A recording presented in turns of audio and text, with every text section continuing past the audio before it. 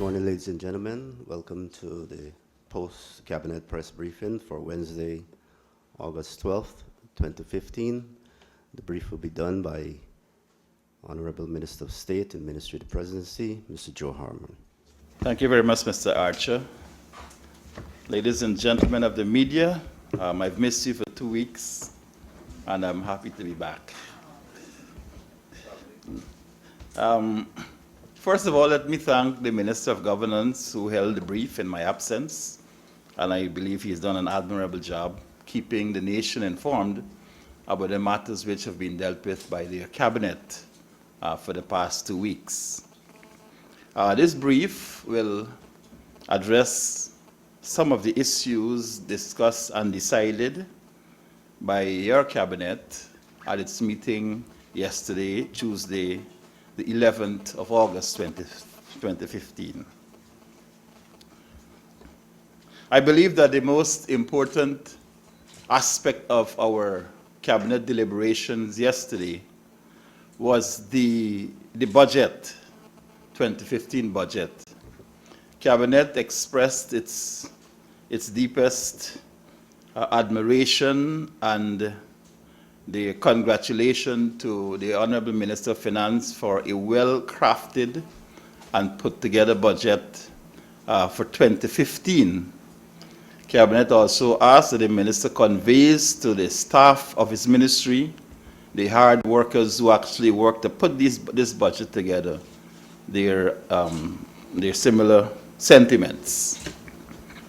In the budget, which Cabinet had approved prior to its presentation in the National Assembly, the Honorable Minister of Finance outlined a vision for Guyana, the David Granger's administration vision for Guyana, the Vision 2020, and basically sets the stage for the developments which we see over the next 5 years in Guyana. I believe that the minister puts it well when he said that the Vision 2020 is a reflection of our government's confidence in our people to function with a one-nation mindset and build this great land of ours to the benefit of all of us. It envisions sustainable socio-economic development, good governance, and human safety within a green economy. As members of the House, the Minister said, we are all tasked with realizing the common vision of a good life for all who live within our nation, and therefore ask that we share that vision with the Guyanese in the length and breadth of our country as the Vision 2020 for this administration. Quite a lot has been said about the budget already. It's already in the public domain, and therefore I would not wish to revisit those issues. But importantly, the budget, which is touted as a 221 billion budget, was presented under the theme, A Fresh Approach to a Good Life in a Green Economy. The actual amount being voted in the estimates will be $181,692,020. Some of the issues dealt with were an increase in the minimum wage from $39,000 to $50,000, increase in old age pension from $13,000 to $17,000, increase in uniform vouchers from $1,500 to $2,000, a reduction in vehicular tolls across the Berbice River Bridge, exemption on duties on certain items for small and medium-scale miners, and the expansion of the zero-rated items under the VAT. We believe that this budget is a clear manifestation of the promises we made to the Guyanese people in addressing their concerns, the concerns of the small man, while at the same time creating the atmosphere, creating the avenues for business to flourish in this republic of ours. In addition to, of course, the platitudes given to the Honorable Minister of Finance, Cabinet dealt with several other issues. One had to do with the departure of His Excellency the President to the Republic of Suriname, where he was invited to attend the inauguration of President Daisy Delano Bouterse in his second term as President of the Republic. The event is actually taking place as we speak, and the President is expected to return tomorrow morning after the events of today. The President is accompanied by the Honorable Minister of Foreign Affairs, Mr. Vice President Carl Greenidge, and during their visit to Suriname, it is expected that they will deal with several issues in relation to the controversy surrounding the issue with Venezuela, but more importantly, the fact that we'll be looking to build bridges with Suriname and to ensure that these two CARICOM states that are on the South American continent can establish a firmer and more dynamic relationship among themselves. Cabinet also dealt with the issue of the University of Guyana law students and their situation at the Hughes Law School. You'll recall that some time ago, the Minister of Legal Affairs and Attorney General, Mr. Basil Williams, had indicated that the law school had increased, in our view, arbitrarily, the fees paid for students who are now going into their second year at the school, and for incoming students that will be attending that institution. The Cabinet felt that this increase without notice was not one which, in our view, could be supported, having regard to the fact that when a student enters the institution, they have an expectation as to what fees they are going to be paying, and therefore would have budgeted for that. In this regard, Cabinet was advised by the Honorable Minister of Legal Affairs that several other countries in the region have taken this position that the increase is arbitrary and ought to be put on hold. In fact, we are in receipt of a letter from the Prime Minister of Dominica, and we have been in touch with several other ministers, several other prime ministers in CARICOM, asking that a common approach be taken to the Hugh Wooding Law School and to the board of the Council of Legal Education, asking that that increase at least be put on hold until such time as a careful evaluation is done and students who are actually entering the institution can be given due notice of that. So we believe that that approach is a commendable one, and we expect over the next couple of days to widen the approach which we believe is the correct one for those students. We believe that our focus on education of this nation, education of all the peoples of Guyana, is an important enough one to warrant the intervention of the highest levels of the state in this matter. Cabinet was further briefed on the attendance of certain conferences abroad.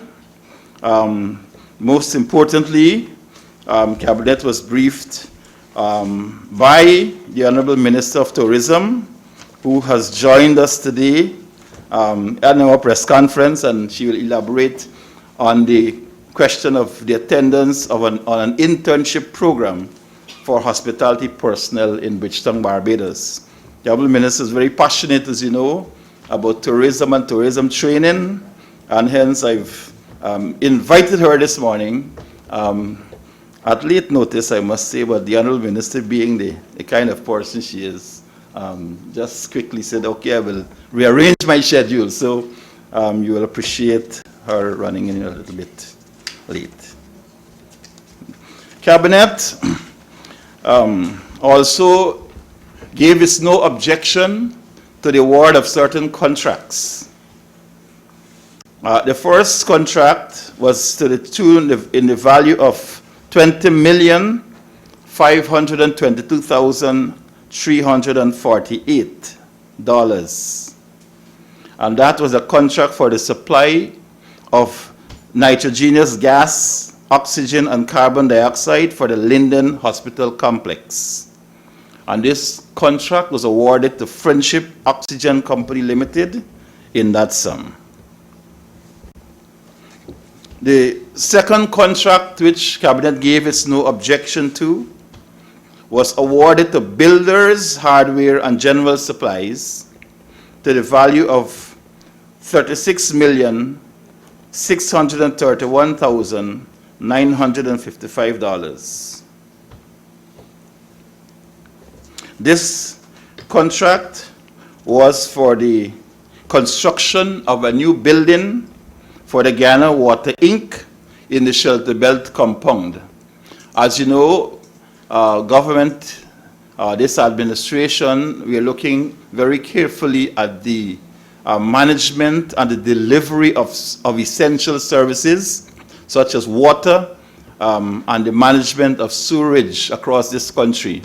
And we believe that this building would help in the institutional strengthening and the delivery of services provided by the Guyana Water Inc.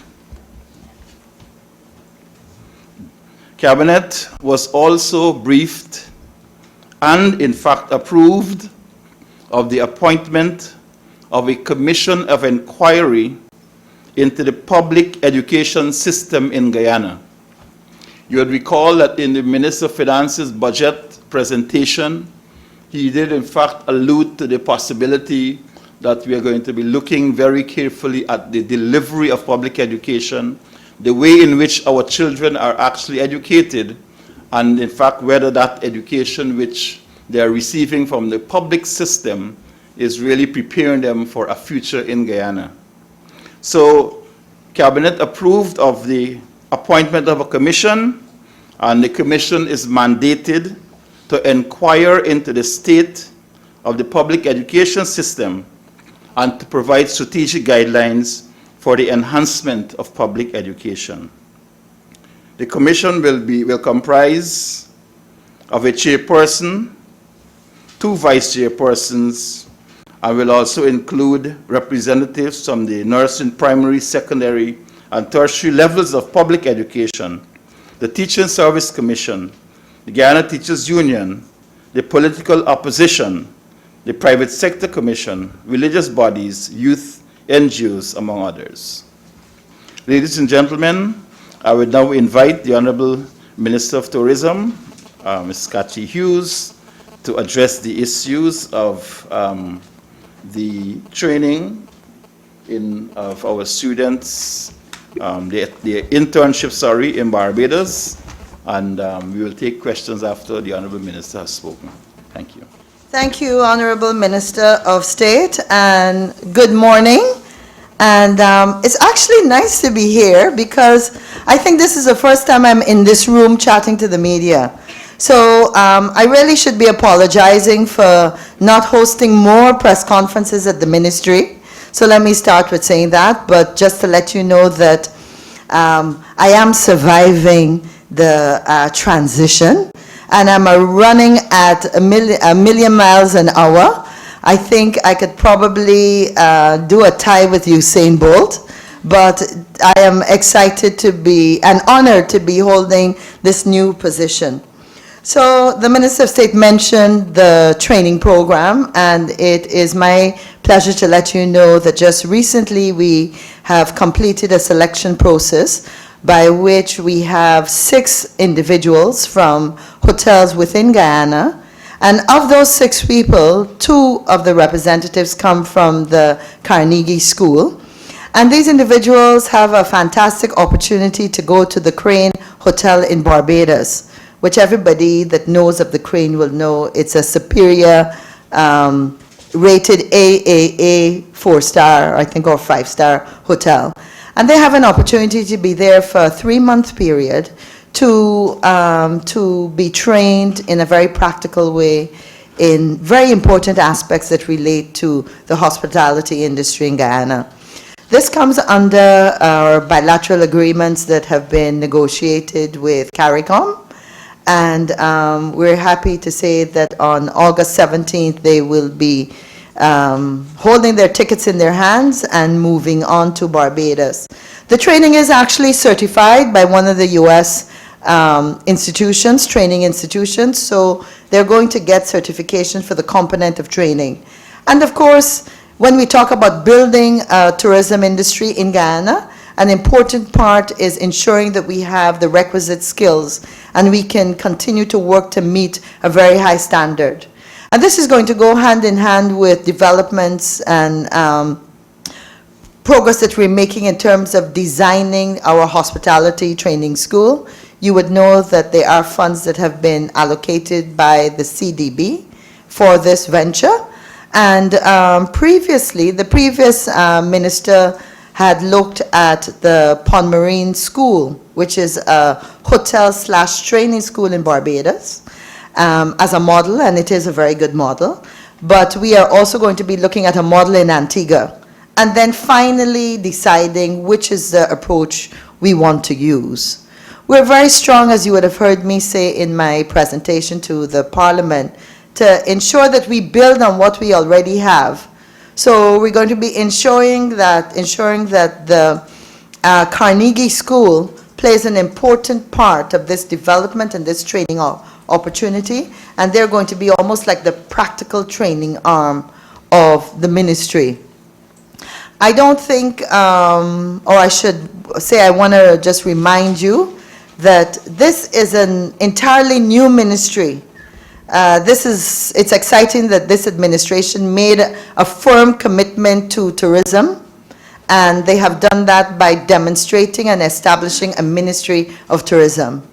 I have to be honest and say that there have been challenges in the fact that because it's a new ministry, I started off with a few different things, a few more tasks to be done. And the first one, of course, was finding a home for the ministry.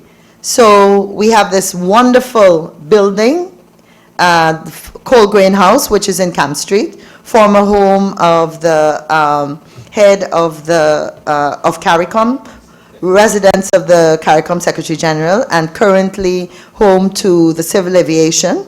But they are going to be moving out, and they're going to be very happy. Instead of being split in two locations in 4th Street and in Camp Street, they're now going to be in one building. So we're excited that we have a building that represents what I think Guyana's tourism product includes, and that's a very important part in terms of our heritage tourism. We couldn't ask for a better location, a building in the center of town, so we can meet the needs of people that have inquiries about our tourism. So we're not all in that building yet, but we're getting there. The other thing I'd like to say is, of course, because it's a new ministry, and all of you know that the Constitution only allows funding prior to this budget of 1/12 of a previous budget. So you can imagine when we're sharing tourism, industry, and commerce, that tourism is probably only able to access 1/3 of the 1/12. But nonetheless, I am excited that we have been able to focus a lot of our time on preparing the budget, and we now have a budget that will carry us to the end of this year. I think one must say that you've got to be excited when the Minister of Finance himself in his budget presentation talks about a substantial increase in the marketing budget for this ministry. So I am excited that we are going to be able to really turn a lot of the plans that we've had. And these are plans that have been developed for many, many years into how we move this tourism industry forward. And these are plans that major stakeholders in the sector, the ministry, the GTA, the Tourism and Hospitality Association, and other individuals have participated and contributed to. So we are confident that with the requisite funding, we can start to implement a real dynamic marketing program and work towards building the industry. I want to also mention to you that next week we're going to have a team that will be going to the bird watching fair in Rutland, England. Unfortunately, we've reduced the size of the team, but we do have one individual that is going. And as you will know, the bird watching is an important niche market that we have been successfully exploiting and being able to get more visitors that come for the wonderful array of birds that we have here in Guyana. On Sunday, I will be doing a trek to Trinidad, and to keep the costs down, which you know is an important aspect, I shall be arriving just before the presentation and leaving the same night. So I say that in jest, of course, but it's so. I'm going to be doing a presentation to the yachting community in Trinidad. And as you may know, in the next 3 weeks, we're going to have another flotilla of yachts. You would remember the yachts that came and docked in the Essequibo last year. So there's another flotilla that's going to be coming, and the opportunity to meet with people from that industry that are resident in French Guyana, Trinidad, and also other parts of the Caribbean is an important one. So I will be going over to do a presentation in Chagaramas on Sunday, and I am excited again at the possibilities that that offers. When it comes to yachting, it is, we have a tremendous advantage that we haven't explored. We know that it's a small niche market, but the reality is that given the challenges of climate change, even the locations within Trinidad are finding that they're dealing with extreme weather conditions. And therefore, Guyana has the potential to be a safe haven for individuals that have yachts that are looking to park them in a safe destination and a safe location. And I have already had discussions with 2 individuals in particular who will be at the meeting on Sunday, who have expressed an interest in developing a marina within the Essequibo. And that means that we would be able to handle yachts in terms of the storage, the refurbishing, the cleaning, all the different services that go with maintaining yachts. So I think it's another avenue that has the potential to hire staff, train individuals, and to contribute to the industry as a whole. So I think those are some of the main points I'd like to share with you in terms of development of what's going on at the Ministry of Tourism, and I'm more than happy to answer any questions that you may have. Thank you. Okay, ladies and gentlemen, you've heard the 2 presentations. Just let me add 2 things. One was that Cabinet also agreed that Guyana will support the re-election of the incumbent, Mr. Luis Alberto Moreno, as the Inter-American Development Bank, the governor of that institution. So we agreed to to support that re-election bid by Mr. Luis Alberto Moreno. Our Cabinet also approved of the attendance of Detective Superintendent Mr. Hughes Jessamy to a money laundering and asset recovery training program in Buenos Aires, Argentina, from August 24th to September the 4th, 2015. As you are aware, that this is an area that we are increasing our competence and our capacity, and therefore this training course falls within that ambit. We will now take questions from you. Testing. Ragabir Prime News. Sir, the opposition leader has accused your government of duping the population with the national budget, citing the increases to public servants are not significant. You have blanked a miler, you have removed subsidies for pensioners, and you are fronting a number of PPP projects. How do you respond to that? And 2, could you explain the government's decision not to give the Guyana Power and Light Company a subsidy? Okay, these are all, I think these are all matters that will be ventilated in the National Assembly when our, the budget debate starts and the debate on the estimates. But let me address the statements made by Mr. Jagdeo, who the government does not recognize as being the opposition leader as yet, until such time that he takes an oath in the National Assembly. He's actually elected by the members and demonstrates that he has the majority support of those persons, those MPs who are opposition members.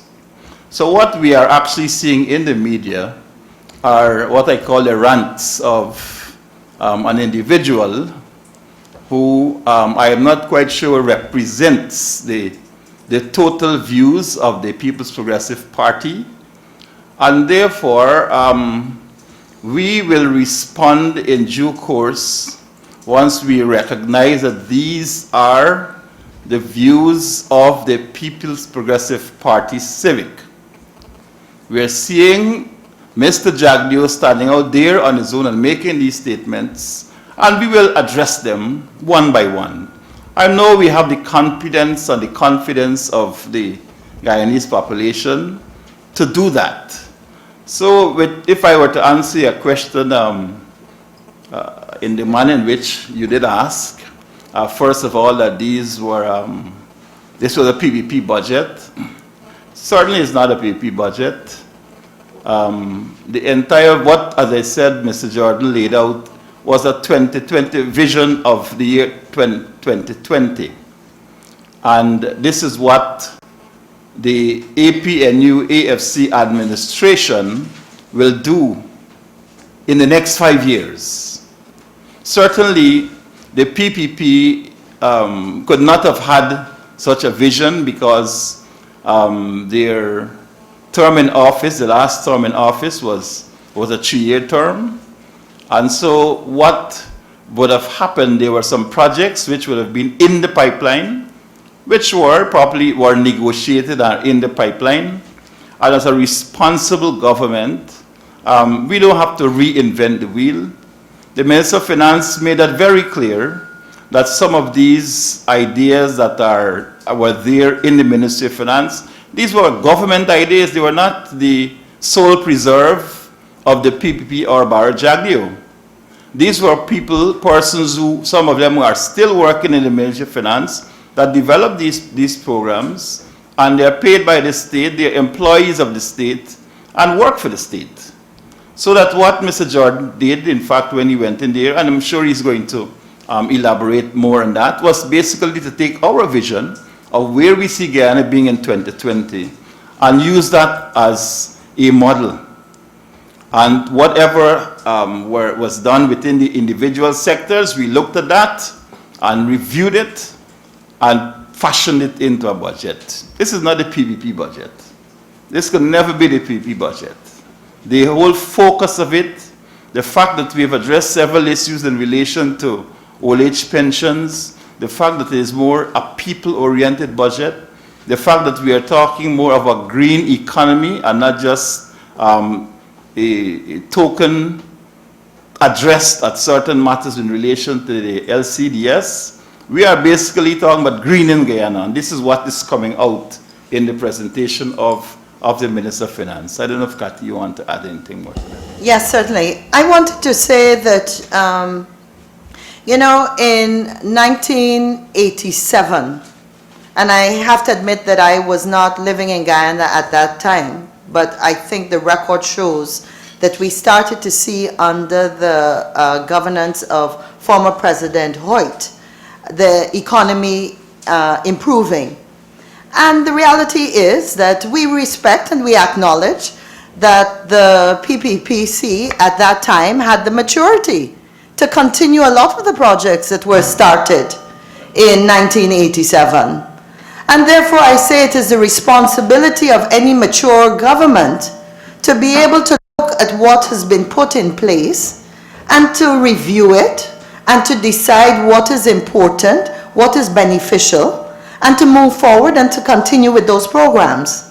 We can create havoc in an economy if we start to suggest that because a policy was introduced by any one particular administration, that we're saying that it must be discontinued by the next.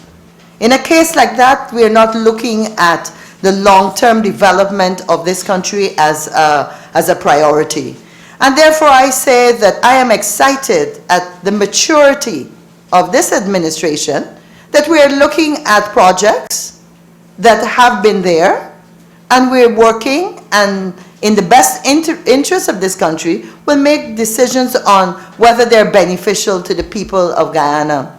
I think it's important also to remember that in 2011, Mr. Jagdeo had the opportunity to increase the pensioners' allotment to the 17,000 if he so desired. Similarly, he could have increased the minimum wage to $50,000 if he so desired. And therefore, the question should be, why, when he had the opportunity, those things were not done? Right. I hope that this country can get to a higher level of debate. Let us not waste time with these mundane issues. Let us get into how we're going to build this country. Let us get into ensuring that we are accountable to the people. And I would like to say that I encourage all of you to start developing stories on those issues. Thank you.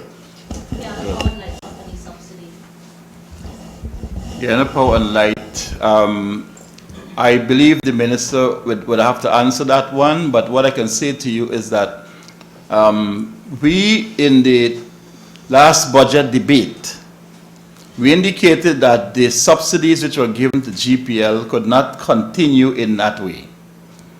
In fact, Minister Carl Greenidge, Vice President Carl Greenidge, is on record as saying that some of these monies seem to be going down a dark hole because the capacity of the GPL to handle these funds, to handle these finances, were being reviewed and they were being strengthened by various international institutions such as the IDB and the World Bank.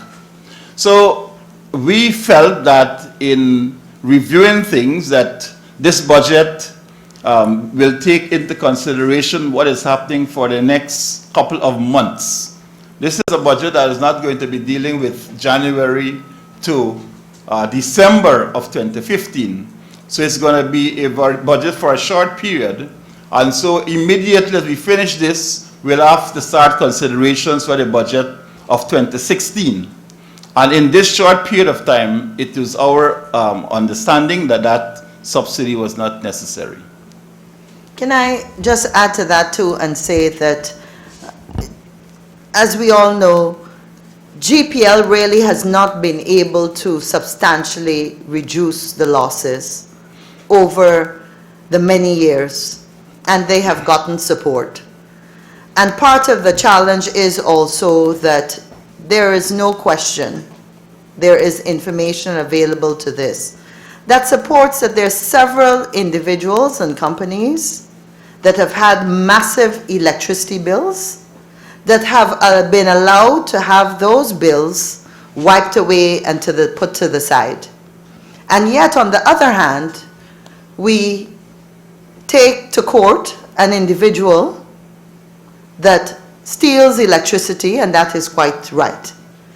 But we also deal with individuals that have one light bulb and, as you know, will have horrendous electricity bills. So the challenge for this administration is saying to GPL that there's a lot more that needs to be done. And as Minister said, please remember that this budget goes strictly to the end of this year.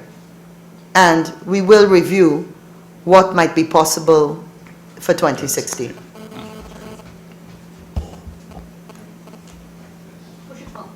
Right. Yeah.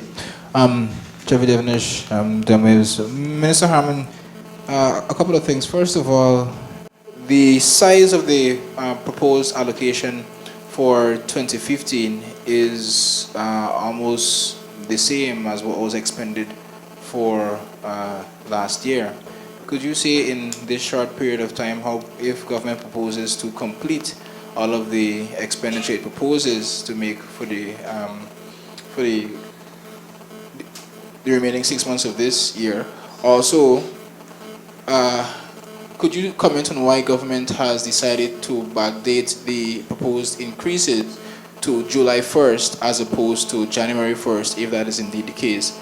Also, we've seen in this budget that government has opted to forego several sources of revenue, but we've seen increases in salaries, we've seen the increase of the minimum wage. Where is this extra money coming from? Well, those issues I know will be addressed more fully by the Minister of Finance, but I can say to you that as a general rule, we felt that the people of Guyana, they were bearing a heavy burden. There's a weight on their backs, and we intended to take off some of that weight. Even if we don't take off all this year, over time in our 5-year period up to 2020, we're going to lighten the load on the backs of the Guyanese people. So what you see there was not just a gift. It was what we believed, what we felt firmly in our hearts, that this is what the Guyanese people were entitled to.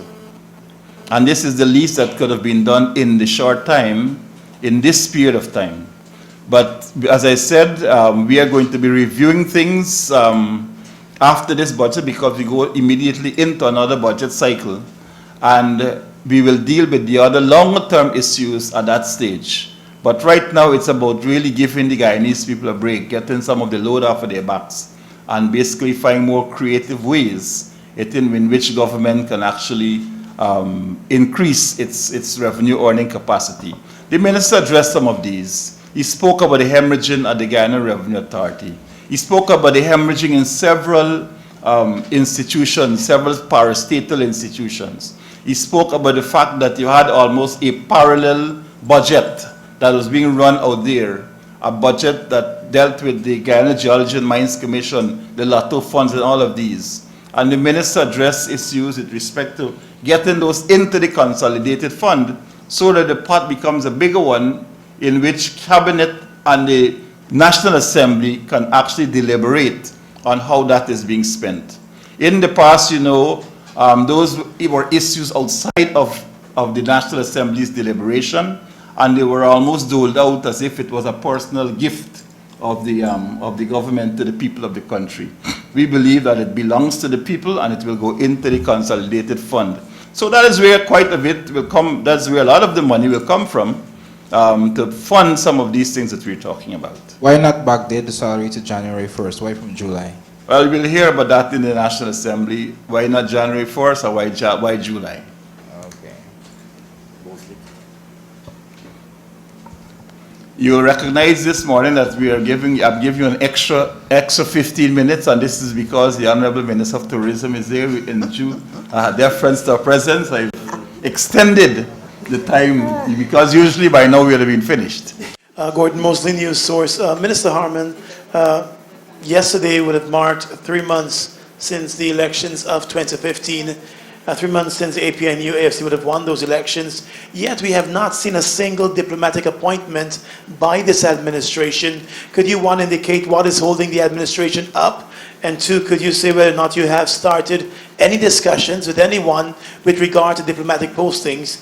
And with regard to the law school over in Trinidad and Tobago and the increases there in the fees for students, as you ought to be well aware, Guyana would not have contributed to that law school for several years. So do you think we even have a say in how they administer their business when we don't take part in anything other than have students pay their own way there? And could you also indicate whether the government is examining the issue of many of those law students who would have accessed loans at the University of Guyana to the tune of $900,000 throughout their studies, and many of them do not come back here, they settle in Trinidad or wherever? Okay, the law student situation. The Minister of Legal Affairs, I believe, has actually spoken to you extensively on that matter. But what in fact came up at Cabinet was an approach that will basically say, let us make this a curriculum approach to the Council of Legal Education, which says that the proposed increase is arbitrary, that there was no notice given to the students or to the governments of the region. The fact that we are not contributing in the way that you spoke about, Gordon, does not change the reality that wherever Guyanese people are, wherever Guyanese students are, that we will represent them. It doesn't matter whether we contribute or not, you are Guyanese and you are entitled to representation by this government, and we will represent those students. So that's the second point I want to make. The third, with respect to diplomatic appointments, as you know, this is a process which takes some time. We are in the process of considering applicants and the suitability for some of these positions. We have several options that have been made available to us. In fact, last week, Minister Hughes and I were in Toronto, and we had several meetings in Toronto. There were some options that were basically put to us with respect to our representation in that country. So there are several things that are happening. While I understand that people want to see these things change right away, the relationship between countries is not one which would facilitate you just removing somebody and don't appoint anyone, because it will send a signal that you have a problem with that country. Because when you recall an ambassador or a person of ambassadorial rank, and you do not have a replacement, or you do not indicate clearly, well, look, this is just a changeover, the case might be, it might send a signal in international circles that you have a problem with the host country. But I want to give you this assurance that we are working hard, we'll be taking our time and being very careful about this. In some cases, Vice President Gwynedd just indicated that there are some of the high commissions and embassies abroad where we have to do some audit.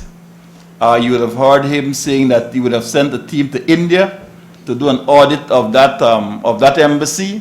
And so all of these things are taken into consideration, and at the appropriate time, we will make the announcement about foreign diplomats. Zoysa Fraser, Starbuck News. Just a few questions as it relates to security. Firstly, a few weeks ago, we were told that the President proposed a 5-point security plan. Could you update us on whether or not that plan has been finalized and when it will be implemented? Secondly, Minister Jordan had described the crime situation as distressing. Given this position, is the government possibly looking at redefining this plan to include a foreign component, whether it is in terms of training or actually having overseas police men in the structure of the Guyana Police Force? And thirdly, we know that there's a current police probe as it pertains to the Ministry of Public Service. All we know at this point is that it involves money or allocations. Could you just indicate to us what this money is all about, and whether or not any other ministry has been reported to the Guyana Police Force in terms of a similar situation? Okay, it's easier to take the last first and then we work our way forward. The matter with respect to the sums of money for which there's an investigation going on were sums of money which were withdrawn from accounts that were here at the former office of the President. Let me make that very clear, not the Ministry of the Presidency.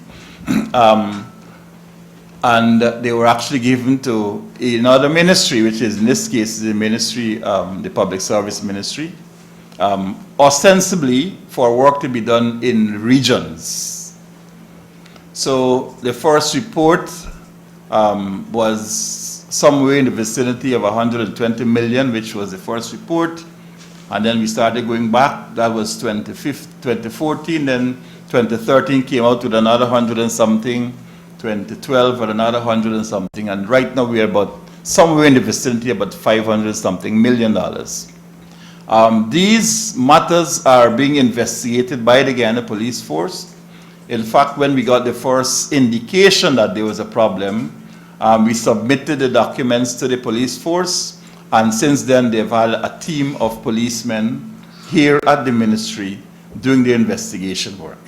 So that work is going on, and we suspect at the appropriate time when the police believe that they have enough information, enough to take the matter further, they will do so. But certainly it's a matter which the police is handling, and I'm happy to say that they seem to be doing a very good job so far. So that's the police. Now, the... Yes? I'm not aware of any other ministries in this particular circumstance. With respect to the police and the crime fighting plan, which we spoke about, I can say to you that since that time, that the administration has put in place a weekly meeting of the National Security Committee, which comprises the Chief of Staff, the Commissioner of Police, the Minister of Legal Affairs, the Prime Minister, the Minister of Public Security, myself, and the head of the National Intelligence Committee. On a weekly basis, we review the crime statistics, we review the methodology that's used by the police to fight crime, and we assist in the allocation of resources to the police to deal with these matters. So in a few weeks or so, I believe the draft plan that we spoke about is now with the Minister of Public Security. He's reviewing it, and in due course we'll make that plan known to the public. But what I can say to you is that elements of the plan have actually started to be put in place. Because crime is such a fluid thing, you know, you can't just wait until the master plan is put out before you start responding to things that are happening on the street. But you will know that there's a greater level of coordination now between the law enforcement agencies. There's greater level of sharing of information on crime and crime statistics and intelligence sharing. And we believe that with this and with the other measures which are likely to be put in place when the plan is unveiled, that we'll be able to really get to the root of this crime situation that the Honorable Minister of Finance spoke about. We are also receiving help from international help. There's a training program going on right now with the police, with some foreign law enforcement agencies that are assisting in the capacity of the police force and the training of the police force to handle crime scene investigations and matters of that nature. That is going on right now as we speak. Before I came here, there was another seminar conference at the Pegasus, which dealt with cybercrime and cybercrime issues. We recognize there's some limitation where that is concerned, but it is a direction into which we're moving that deals with cybercrime, and that is also ongoing. We've also, as you know, asked, and that is public knowledge, we've asked for assistance from the British in relation to the security program or security assistance, which was granted to Guyana some time ago, but the previous administration said that they were not interested in it anymore, and therefore that was a huge sum of money that we actually had to give up because the administration's concern about the training methodology and the persons who would have been in charge of certain things. That meant we gave up all of the funds under that assistance program. but we have re-engaged the British, we have re-engaged several other foreign agencies in relation to security matters, and we have had good responses from those countries so far, and we believe that it will help in our police and law enforcement agencies to be able to fight crime. It is a serious matter. It is something which I think Minister Hughes has actually spoken about extensively in Canada, and recognizing that this is something that affects every Guyanese, not only here in Guyana, but the people who want to come home. They're concerned about crime, and we gave them this commitment that we will put together all of the possible resources necessary to get and break the back of crime. Just very quickly, Mr. Harmon. Ms. Hughes, I suppose, wants to develop a little bit on that, and then I'll give you 2 more questions, and then after that, 1 more, and then... I just wanted to know, in terms of the international help you said we're receiving right now, can you say which countries we're getting that help from? The United States of America. Yeah, I just wanted to add, because I'm glad Minister of State mentioned our discussions in Toronto, because, you know, I think history will show that in 2002, when those gentlemen, in quotes of course, broke out of the jail, our crime and security situation changed. The challenge is that the seeds have been sown since 2002 in that Mashimani jailbreak right up to now. One of the things, it is totally worrying. It is a priority. We have to get it on the wraps. There's no question about it. From a tourism perspective, every day, every single day on average, especially when you are overseas, I will probably have to speak to no less than 20 people and do a sales pitch saying to them, despite this crime, we still are a beautiful people and we still are a beautiful country. So as you could imagine, it's a very important thing for our sector. But one of the important facets that I also raised in Toronto is that this has to be a partnership. We have to get assistance from people, from the public.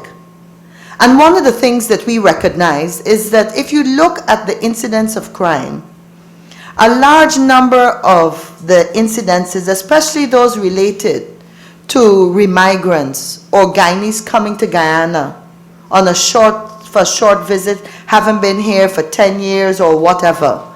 A lot of that crime is related to individuals that are coming here to sell a business, walking with large sums of money, and it is absolutely clear from the research and the stories that you yourself write that in too many incidences, people that should not have that information have that information. And therefore, we also, in my discussions with them, urge the community, this diaspora community that we depend on so much, to ensure that when you are coming to Guyana, that you're not walking with large amounts of money, that the community that you live, that you come from in Guyana, we don't want everybody to know that you're coming back to sell the property and how much money you're coming with. And we have to be honest and recognize that a lot of that is also a facet of the crime. And I was encouraged to see the head of the Chamber of Commerce talking about us having to start not having so much cash on us. When are we going to stop hearing about people breaking into homes and there's 10 million and large amounts of cash in a home? I'm asking Guyanese to desist from things like that. We have to put a cut in this crime situation. For Guyanese, for our tourism industry, for everybody. We don't want any more loss of life. So I just wanted to add that facet. That was an issue that we discussed in Toronto, and people agreed that, you know, that is a part that they have to help to deal with. And I hope that we can, you know, put a stamp and a handle on it. Neil Marks, Capital News. Mr. Harmon, in the minister's budget speech, he mentioned the fact that the IDB had deemed the Amila Falls Hydro project to be too risky. Could you say when that opinion came in, and by what form? And are you aware of a mandate letter that the IDB had signed with the developer sometime earlier this year? And I'm happy both of you are here, because there have been concerns raised about you traveling on government business paid for by private individuals or organizations. Could you explain the ethical basis for doing so? Well, there's no ethical dilemma. Let me make that very clear to you. That is, we have been invited by these organizations to be part of rallies, to be part of thank you meetings and so on. And we did this to say this to the all and sundry, that these were invitations from enlarged political groups. And therefore, we did not feel it right to be using government monies to be dealing with some of those matters. Additionally, we are cash strapped. The Minister of Finance made that very clear that when we came in, that the cupboard was bare. And so these matters, which are not purely government matters, but which we utilize the opportunity to promote government business, is basically what we do. And on the 2 or 3 occasions that the minister and I have actually traveled abroad for those purposes. In the United States, we were invited by a committee celebrating the APNU AFC victory and a thank you. We were invited by that group. In Canada, we were invited by the Last Lap Committee, right, which is a combination of several of the schools, the people from the various schools in Guyana, Queen's College, Bishops, St. Rose's, all of the schools. They actually have a very vibrant committee working there, and they do quite a lot of good work for Guyana. In fact, I've received a letter from Mrs. Gillian Williams, who was a coordinator of that event, thanking us most profusely for accepting their invitation, because what she felt, in fact, people, when they were told that we were coming, they didn't believe it, because no other minister had ever graced them with the presence in 20 years. Yeah. In 20 years. And the fact that we were there made a significant difference. And basically, I think what she said is that she herself had not been to Guyana for a long time, but this has given her renewed confidence that Guyana has taken a different path, and this is good for this country. I really have to add my comments to this issue. Some of you may know that I, up until yesterday, served as chairman of the Board of Governors of St. Rose's High School. And Last Lap Line, for those of you that do not know, is the largest single event that the largest number of Guyanese in the Canadian diaspora go to at any time of the year. So for Last Lap Line, there is anywhere from 4,000 to 7,000 Guyanese in one location at one time. It is distressing. It is distressing that in 20 years, when we're talking about tourism, that we have never officially, as the Ministry of Tourism, gone to Last Lap Line to talk to that market. And therefore, when we were issued with the invitation, I immediately said, we have to go. We have to go because as chairman of St. Rose's High School, as the former chair, I could tell you that the alumni of St. Rose's, St. Joseph's, Bishops, and Saints who organized Last Lap Line have directly helped our school, St. Rose's. I could speak for my school, my former school. The labs, our 3 science labs, our home in economics lab, our 2 computer labs have been built and renovated by donations from the alumni in Canada and the US, and their involvement with Last Lap Lime. And therefore, it was a pleasure for me to go and to say thank you. So, we want to take advantage of opportunities like that. It's not an individual that has extended this invitation, and therefore you might be worrying, what's the payback? This is an organization. And as I said, we were happy to attend. We took 2 extra suitcases with brochures and things like that. We set up a booth because they offered us a booth space. We set up a booth. We had 3 days of talking to the extent that when I came back, I had no voice. And as I said, I had no less than at least maybe 60 people a day that I had to convince that you can come back to Guyana and you can invest. So I am excited at the possibilities of exploring that market.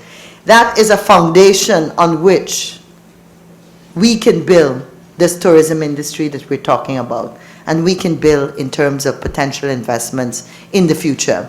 We got the age-old complaint that Guyanese overseas have money and want to invest, and when they come to Guyana, when they've come to Guyana in the past, they've gotten a runaround, that we're only interested in money from big foreigners and big businesses.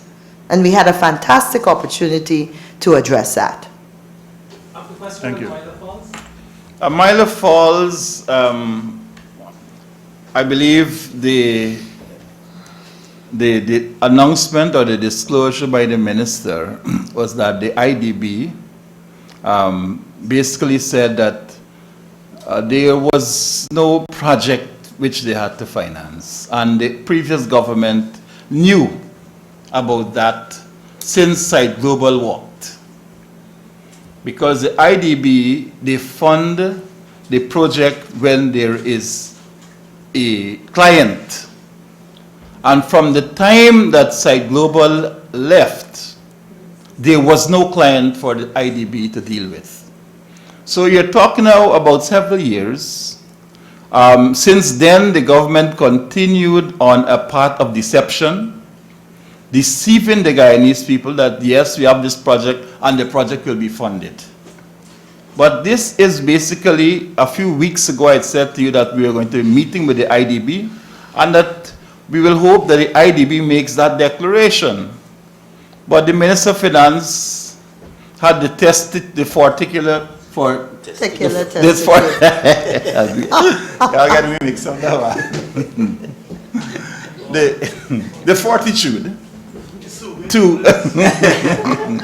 the fortitude to make the statement and to look at the problem square in the eyes and make the statement. There was no project. And so there was nothing for the IDB to fund. Now, this does not say that there's not been investments in the project. There's money spent on the road, there's money spent on other things. And what we have said is that if anybody else want to come up with a model that says, look, we will want to convert this money that you've used into something practical, then we will listen to you. But as it's configured, the Milo Falls hydroelectricity project was dead from since the time the IDB told this previous government that they had no client. So all along, they've been running all around, trying to get this and trying to get that, trying to get a Chinese company to take over and all of that, but it is nothing there.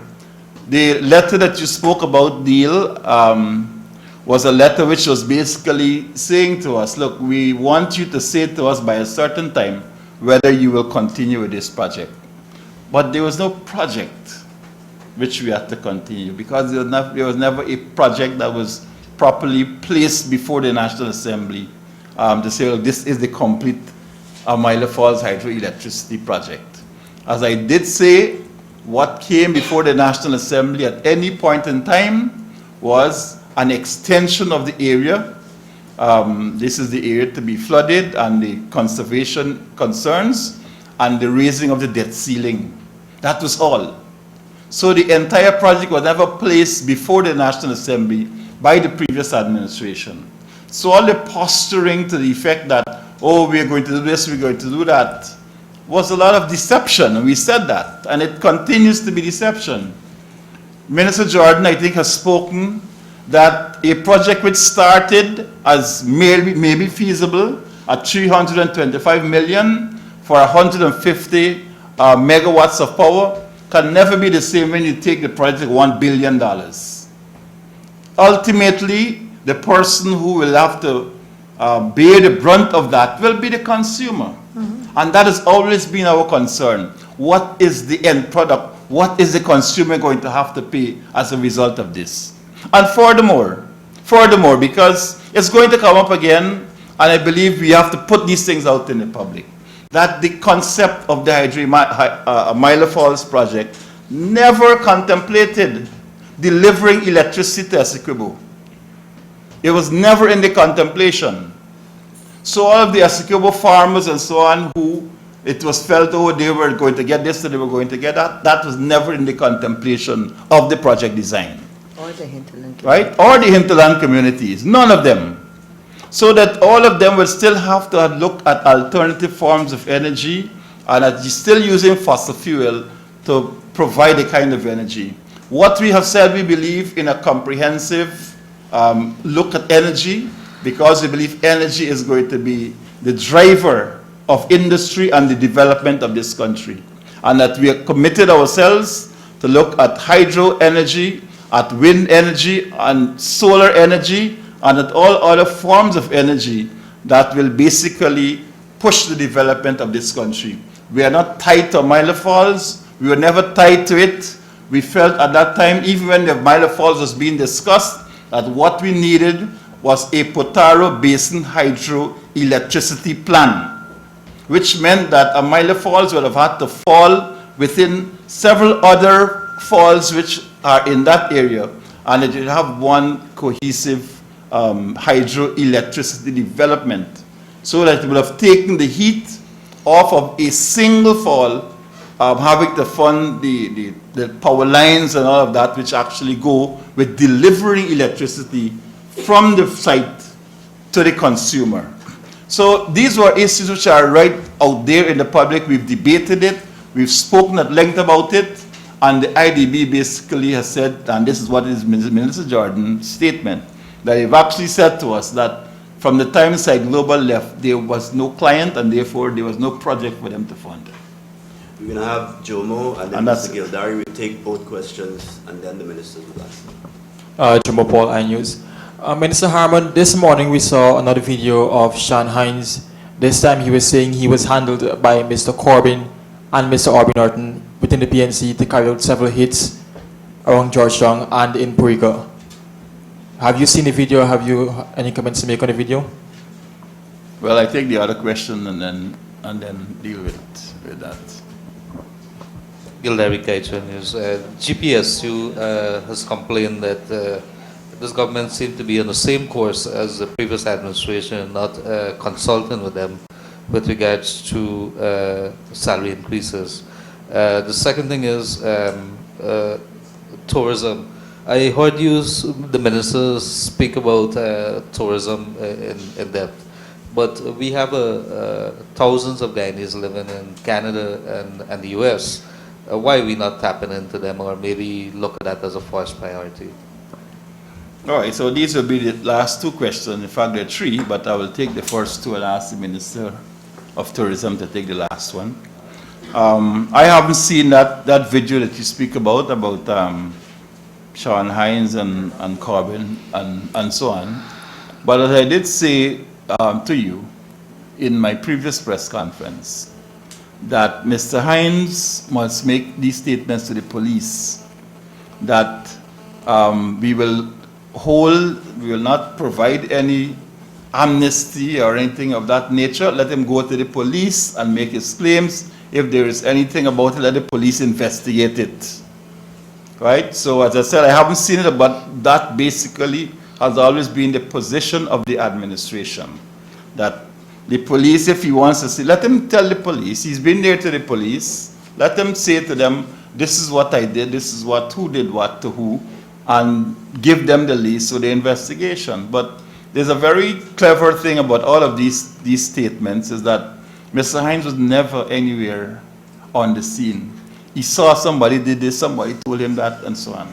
So that is one. Just that is the answer there. The second thing is the GPSU salaries.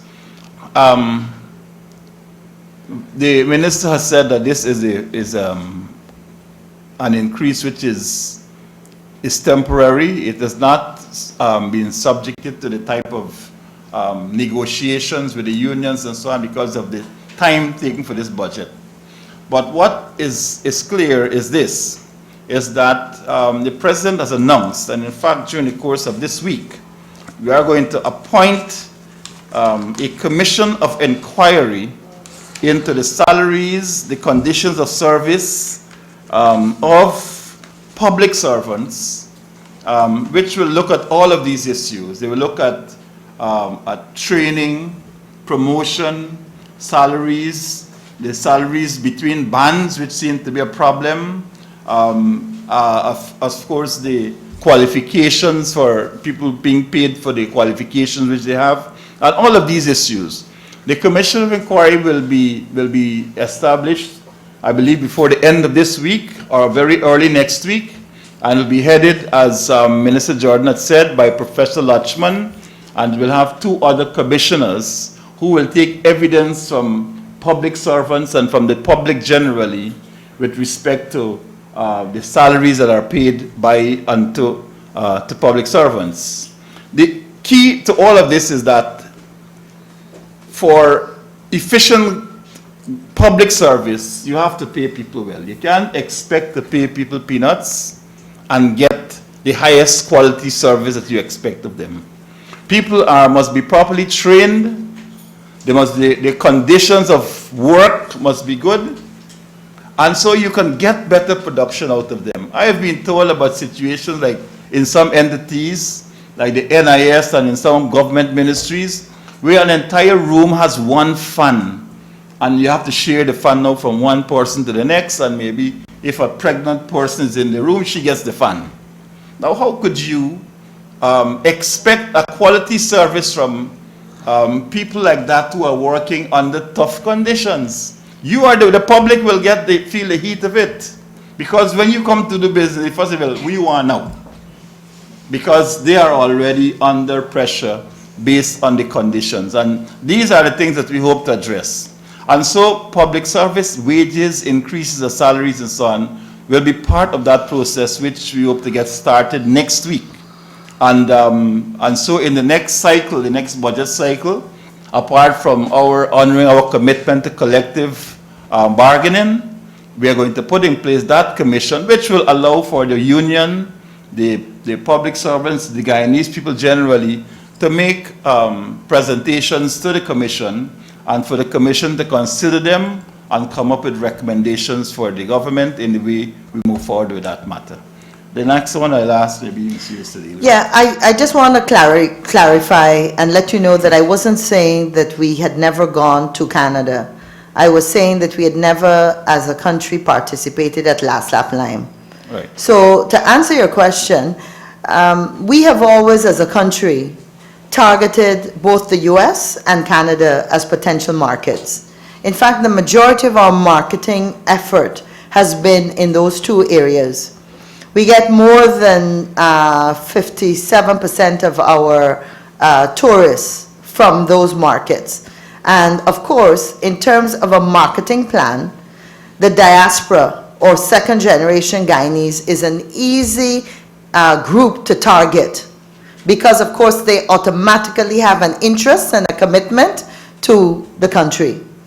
So in the past, in Canada, for example, there was a Guyana Independence Festival that attracted some support. And therefore, and in the US, we have always gone to several different occasions. We are going to be going, for example, there's a birding trade fair that I know the Tourism Association, in an association with GTA, they've always gone to an adventure trade fair and a tourism trade fair in North America. It moves locations usually. There's always been a presence, although limited, at the Labor Day celebrations in September, which attracts a large number of Guyanese.